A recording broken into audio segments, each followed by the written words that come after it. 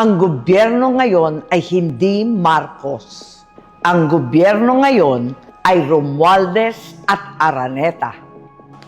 Payo ni VP, magpalit na raw ako ng apelyido. Sagot ko, Inday, hindi ko kailangan magpalit ng apelyido. Marcos ako. I'm me. Ako ay ako. Ako ay si Aimee Marcos. At kapag Marcos ka, hindi ka makikipag-alyansa sa mga politikong nagbintang, nagdiin, at umapi sa iyong pamilya. Hindi mo kakainin ang isinuka mo para lamang sa politika. Hindi ganyan ang legasiya ng aking ama. Imported na ang bigas, imported pa ang hustisya, kaya malinaw.